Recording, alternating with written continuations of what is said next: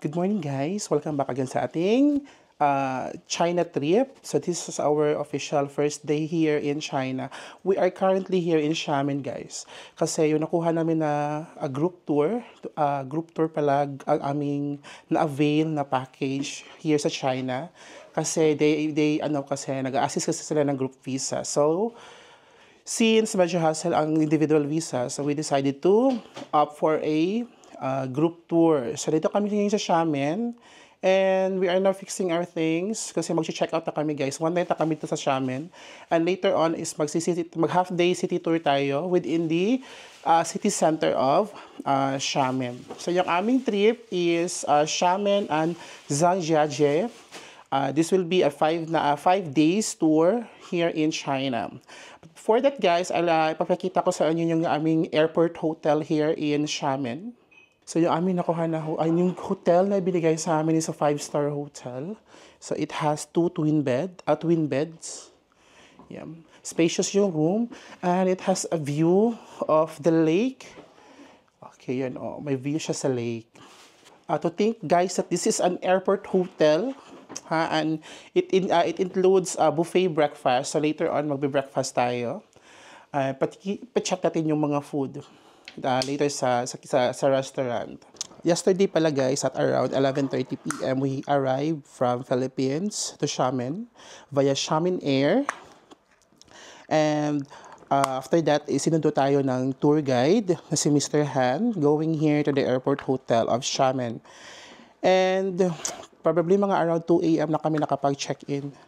Kanina, we only have few hours, mga 3 to 4 hours of sleep lang. And agad magsi-city tour na agad tayo ngayon. So yung itinerary natin for today is we'll have a half-day city tour here in Xiamen. Right after that is proceed na agad tayo sa airport kasi lilipad pa tayo papuntang Changsha in which doon yung ating main travel which is we will be going to Zhangjiajie. Zhangjiajie is a very popular because isa yun sa mga real world Pandora in which the Avatar in which inspired by the movie Avatar. That is why this trip is called Avatar or Avatar Hallelujah Trip. Guys, I'll be showing to you the area for our breakfast. So yung aming hotel is meron siyang free breakfast. So Western restaurant here. The besties are there already. This is a buffet guys. So all are inclusive in our accommodation. May mga fruits. Wow. Red station. Oh my gosh. Wala pa tayong formal meal. This is our first formal meal. Decent meal in China. Wow, Xiamen, we're loving this. Dito may croissant, may tea na naman.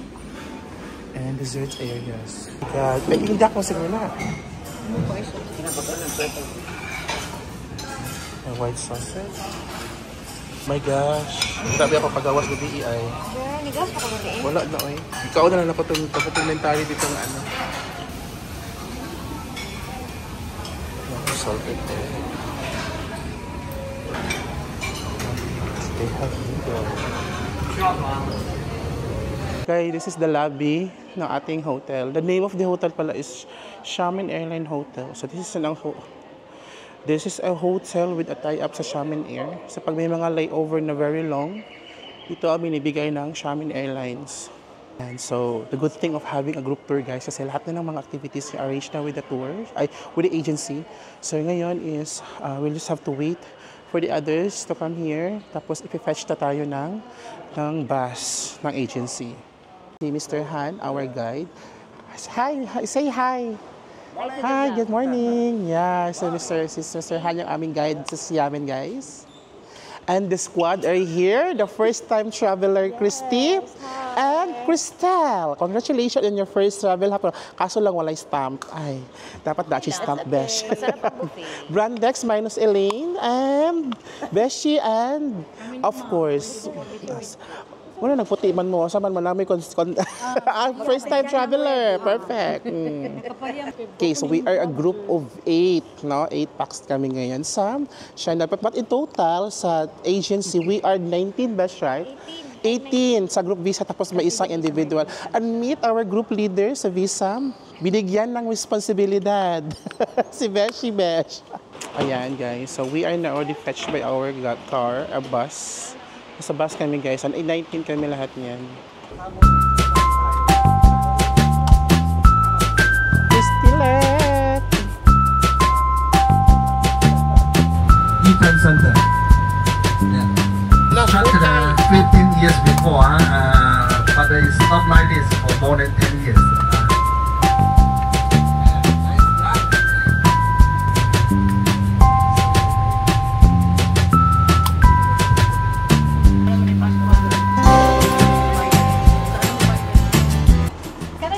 First stop, shop agad. Is it okay? Oh, 15 RMBs. Just guide me, okay? Guys, yung Xiamen, yung South China ngayon is maulan at this month. So when you plan to visit here, plan very well. Kasi maulan talaga siya. 70% chance of rain. So right now, isa dito tayo sa may shopping district nila. Somewhere in Xiamen. I don't know what's the name. Okay, ito yun. May spot here, guys, na makaka-photo op ka with the 2 towers of Conrad Hotel. And I don't know, saan yung isa? Oh, talagang maulan, guys, for this, at this time. And guys, we are now here at the, Ping Shaoshan New Street. Parang siya, it's a block of shops dito sa Xiamen. And we bought here some of the pasalubong. Yung prices ng rough magnet na lang, guys, may 10 yen, 20. So depende kung anong klase ng magnet ang bibilhin mo. Pero siya lang 25, 29, 39. Guys, pag sa China, scan lang ng scan sa QR code sa WeChat, sa Alipay. Okay, guys, so Alipay lang tayo pag paying. Ayun, guys, may mga street foods here along the way. Oh my gosh, so perfect. I bought this one. Sweet. Ralph? Sorry. 15. Oh, alright. Thank you. 15. How many pieces? One na yan, sige. Bailan naman ninyo kung mababayad mo. 1 serving. Guys, napasok na naman kami sa isang bake shop dito sa China. Yung isang ganyan is 16.9. Nasa mga 120 pesos. Hala, masarap itong bili tayo nito, 12 lang. 12 lang, What na? Tart. Masarap yan. May mga tart din dito, guys. Masasarap ito. And it is only 12.9. Guys, yung nilakad namin doon kanina, yung shopping street, is dito na naman tayo kasi may photo op din dito, guys, na parang may bridge siya. And overlooking the 2 towers of Xiamen. Ito yung isa sa mga spot dito sa Xiamen, guys. Luis, makikita mo yung skyline ng skyscraper na Conrad Hotel. Guys, somewhere here sa may middle ng bridge. Yes, makikita mo na yung 3 towers na mga building. Isa dyan yung Conrad. Tapos yung isa is parang parang yung Avengers na shape na building. Tapos dito is pwede mo na siyang lakad-lakarin. Parang may resemblance siya ng Avenue of Stars sa Hong Kong. Currently now sa South China is maulan during March, April, and May. So, nasa buwan kami ng May. So, kaya medyo maulan-ulan talaga siya, guys. So, you have to bring an umbrella. So, after here, parang pupunta pa kami sa isang shopping district o shopping street sa Xiamen. And doon sa kami magti-take ng lunch. And then, after that is pag-proceed na kami sa airport. Kasi we still have a flight to catch by 4 p.m. papunta ng Changsha. Doon naman sa Changsha is doon magki-kick off yung ating Zhangjiajie trip. Ayan, guys, so we are now here at the Songshan Market. street market. So, meron din mga shops dito guys. Pero compared sa napunta natin una, mas maraming mura doon sa first stop natin na pinuntahan. Dito is more like mga concessionaires. And this is where we're gonna be taking our lunch. Okay guys, ito kami magla-lunch somewhere inside of the Zhongshan Street Market. Wow, may dim sum.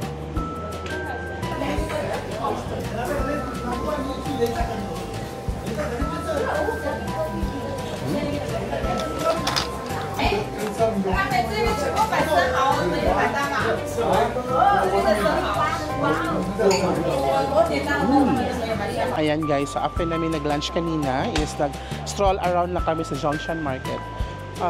There's nothing much here. Medyo mas tahimik siya compared sa first stop namin. So if I were you, kung gusto nyo mamili dito sa Xiamen, you buy at the first stop na binabaan namin. So after here is pupusid na kami sa airport guys kasi we still have a flight at 4:20 p.m.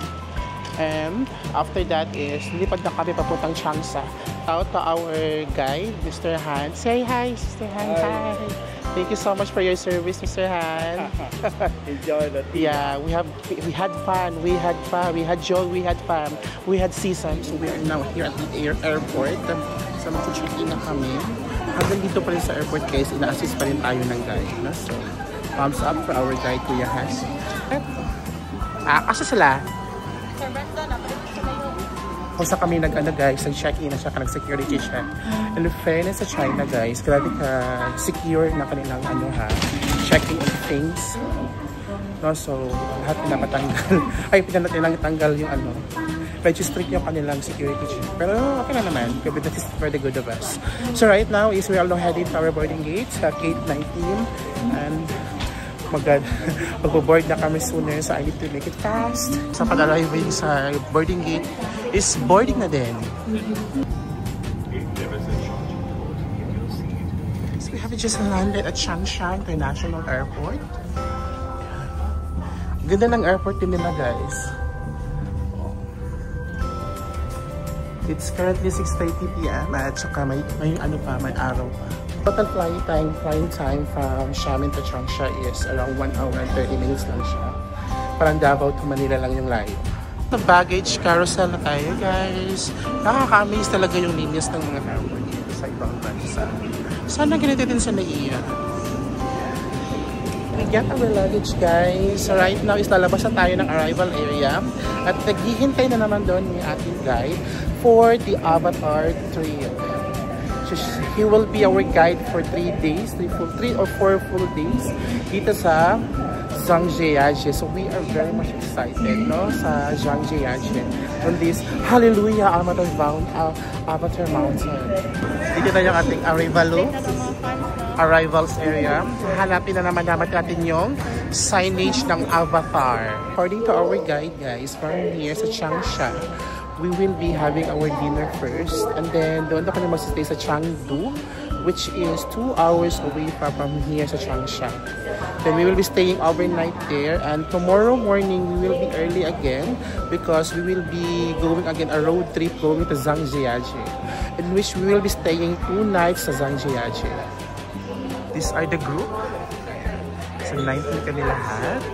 So, the perks of having an arranged tour talaga guys is wala na ka lang po problemahin pa. Guys, look at the sunset of China! Oh my gosh! The sunset of China! That's it! We have already, meron na tayong coach guys. Perfect yung bus. Ayan. Oh, ang ganda ng bus guys. Perfect. Coach talaga yung dating. And then, Changsha is famous for the food.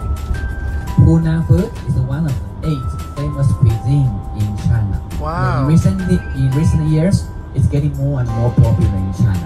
So if you go to Beijing, Shanghai, Guangzhou, Shenzhen, they open more and more Hunan restaurants. The Hunan food. Guys, so after 45 minutes is dito kami ngayon sa dinner area. Nasa city proper na tayo ng Changsha. Ang ating dinner tonight guys is arranged already with the agency. So upon arrival here is uupo na lang tayo at kakain. Oh my God. Oh my gosh.